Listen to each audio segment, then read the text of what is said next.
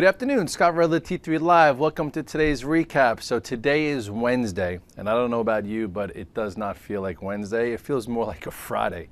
I think a lot of people's week started on Saturday when the Cyprus news broke, and then Sunday, hopefully you didn't spend too much time, obsessing over what could happen because a lot of people did not know. Obviously, by the way, the futures were indicating down 14 to 17 handles Sunday night. So with that said, today feels not like a Wednesday. But, all in all, you put everything that's in the headlines behind us when you look at the chart of the S&P, and it still looks the same, right? It looks like in stride. You have the low that was put in back in November. You have your igniting bar to start the year where we broke this downtrend. Then you have digestion above, and then we broke above the prior high. And then this was your first down move. Remember the Italian elections? And then boom, okay, you broke the 8-day, came in, little green day, and then you had this engulfing day that was a little worrisome. But then what happened? Didn't amount to anything. We had a nice little reversal. This is what we call a red dog reversal in red dog land, or an outside day in any other technician's land. And then we came up, held higher and broke out. And then again, here we are with this nice ascending channel to the upside that wound up breaking to the downside in these 3 days of volatility, 3 days of unknowns, 3 days of whether or not the Cyprus situation will spread. Well, all in all, we held the 21-day, right? Here's where we broke the 21-day the first time since we started 2013 and recouped it, so to speak. And here we didn't even break it. And now, we closed a stone throw away from the 2013 highs of, what is that, 1563. A little bit off the highs. You had a little bit of rug pull at the end of the day, but nothing to write home about. So I would say the longer we stay now above this area, the higher the probability we take this out. So with that said, how do you act? How do you perform? How do you trade? What tactics do you use? I will say there's been a lot of longs and shorts out there. You don't have to be a raging bull, to make money. You can have a few positions working, a few cash flow plays. And even if you like to be short things, you don't just have to short the strongest stocks. You can look for situations that are lined up that are showing relative weakness, and there are things that aren't going higher that you could have made money to the downside. So I still think that if you made some adjustments in the last 3 days, don't beat yourself up. As long as you weren't a stubborn short, and as long as you weren't someone that had too much risk on and lost a lot of sleep Sunday night. So what I'm going to do right now is I'm going to do what I do sometimes. I'm just going to roll through a lot of stocks that just come to the front of my mind, and we'll talk where they are. And let's start real quickly with some of the names that had a lot of momentum, in the past month or so, okay, in tech land that that are at a tricky spot right now. But look, okay, Netflix, first one, real quickly, boom. Netflix is coming to another little apex point, right? It's been holding support, going sideways, going in this nice channel after absorbing a huge move from earnings. Yes, we didn't get a move through a prior base on base like we did have, earlier in this move, and it got taken out. But the question is, what's going on here? And we'll see. If it gets above this 186-ish, perhaps it can go. If it starts breaking below this support of, what is this, like 175, 177, then, we could see the 50-day. LinkedIn also hanging around, okay? Not the same LinkedIn we had when it was pent up, after consolidated from the first move from earnings and went higher. More of a base on base that was a little bit more skeptical, but all in all, above the 21-day, looking good. It'll be interesting to see how we handle this area the next few sessions, okay? Will there be a trade there? Google, I know we've been targeting 805. I haven't been that active there, but it too, you have a trend that started from earnings that we broke below.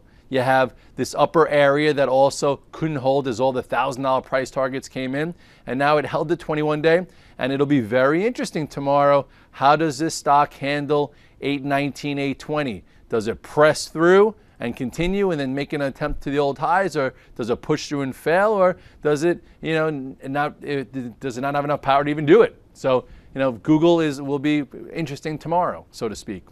eBay finally found a friend after breaking down. We talked about this high-level stop right here that could have got you out of the trade. Another stop was right here when you had this ascending channel coming into play, lost to moving averages.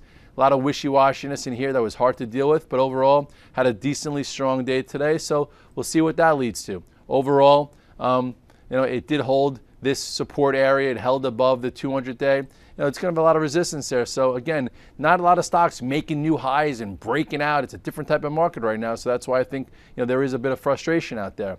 Baidu finally had a bounce off the lows. Not a leader, more of a laggard, but something to do. It looks really gross, to be honest. But a lot of people were talking about it, and it was up a little bit today, but still just a laggard trade. This was the last calculated move to the short side. This has been a good short for people, right? You had a gap down after earnings, went sideways, and then continued to the downside. Now it's trying to bounce a little bit. I don't even think this is worth mentioning. Sorry that I did. Yahoo trying to hang around. To me, I still think it looks good. It looked obviously better when it broke above this long channel for a core trade right here at 1660, and then it looked better when it broke above 2160.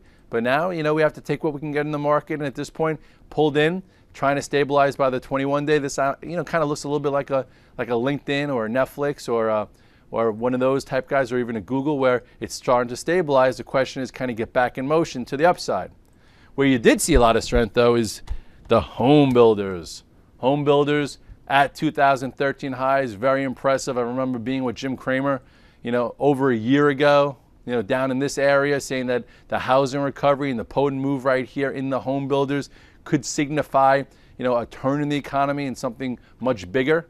And that's when it broke above this area and then consolidated, went again, and now here you are at highs. Looking really good, really strong. If there's an indicator or a leading indicator, this has got to tell you that you can't be just a blaring short. You have to pick and choose, and if you want to find a spot to be long, look at that. Lennar had a catalyst today on earnings.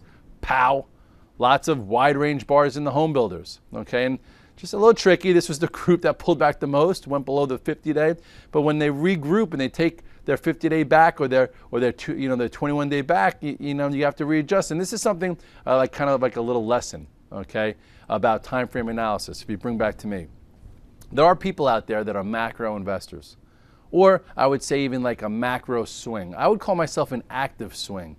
When the market's conducive for higher prices, when we're in a confirmed rally, I like to have anywhere between 4 to 15 longs, but I manage them with tier size around chart patterns, but I could be cute and I could take things off, put things on, reposition. If you're not as active and you just want to stay in positions you like, there was a spot in this stock that looked a little tricky. So if you go back to the chart, you will see that if you did sell this stock, okay, when it crossed this minor uptrend or when it broke this support with this wide range bar, you probably felt pretty good. But if you did not get back into it when it held support or when it broke above this small little downtrend and you wanted to be in it for multi-months or years, yes, you might have saved yourself from pain by getting out at this level because it went lower. But if you didn't get back in here, how do you feel now? So you have to know that if you are going to navigate very strong stocks that are still in a big time trend, that you get back in if you want to stay with it. Because lots of different times, over the course of this move, it's come in, and then resumed. So if you're going to be one of those guys, I think you could actively manage in an all or none type way. You better get back in there. Otherwise, you will see that, you might have felt good right here when you sold because you missed this day, but how good do you feel now when it's at highs? So that's just something that people deal with, as far as a time frame analysis point of view, and you just have to know where you want to live. And the home builders had a nice move. The banks, little wishy-washy. XLF, not quite leading right now, which it did do with the home builders, but I still think it's something to watch to see if it starts to resume. Okay, here is your inside area. It held the 21-day back above the 8-day, not at highs of 2013 like the home builders, but let's see if it plays catch up. Bank of America, my favorite stock out there, best in breed, holding in there. Okay, this was your last channel where it broke above, still holding higher, letting the 8-day and 21-day catch up. Might look a little extended on the daily chart. If you guys remember, this was your core trade at 995. If you take a look back and look at this, everyone's like, oh, look at the huge move. You've been talking about Bank of America since $8, Red Dog. How could you still like it up here or be holding it up here at 1278? You know why? Expand your time horizon. Go to your weekly chart. Look at that. Just starting to go. Not even into 200-day on the weekly. Not even into prior congestion that comes in right here at 1530. We're at 1278. Still what? You have another 20% just to get back into this noise, which even is higher than 15, maybe even closer to 17, 18. So, and then if you look further back, look where this was. My goodness. So on a daily chart, it might be a little extended, but on a weekly and a monthly, you're talking lots of room if it wants to continue. Goldman Sachs, I would say still, jury's out a little bit on the daily. It broke below that 150.80, 150.50 yesterday, okay, which gave you some signs of weakness, and today had an inside day, not a lot of power. So I think this could give us clues on whether or not market does want to hang around longer or see some downside. So at this point, here's your new line in the Sanford Goldman. If it starts breaking below this area, this 147.82, if you're looking for a short, there it is. If you think that the banks are going to continue and it's just been digesting what's been a heck of a move to start 2013, then be aware. I think your entry, a long entry, could be when it takes out this bar right back at 153. So let's watch this closely. There's going to be some opportunity there. I think Apple. We've been talking Apple for a while. We finally had a nice trade in Apple after getting paper cut a few different times. We've talked about this downtrend. You want to see my lines here. Remember this earnings where it disappointed and then traded into this gap with velocity and then held higher. This is when we put on some positions, and then it followed the 8 and 21 day all the way to the peak. Here's when it lost a 21 day. This is when it turned into a trade and said, oh, if it loses a 21 day, maybe it touches the 50. Well, for 3 days it did, and then since then it's been in a downtrend. You could draw this downtrend all the way down here. And finally, hold on, I'm going to have to extend this a little bit. Finally, after this long move from the September 21st, which was my 40th birthday, by the way, so came in after my birthday, and I was actually long. I was long here, and so I did not sell the top. I sold into this move lower, but definitely felt a bit better later on. Then you lost a 50-day, and then it just, this whole move lower. So, it did break the downtrend, and, I was talking about on Twitter today how, remember this red dog reversal where, you had it was really extended, the rubber band was really, pulled to the downside, and then you had a quick 2-day move, and then what did it do? You had 2 inside days, it held higher. So let's take a closer look here. That was right there, okay, where, after a reversal, this was your entry, quick follow through. I remember it opened up and then faded, kind of like what happened yesterday. And then you had an inside day, and then it got back in motion to higher prices. So this whole move was from the low of just say 505 back to almost, what was this, 594. So really big move. So I'm just trying to think if this is the same type of scenario where you had your nice move that we positioned in on right around here at like 435, 440.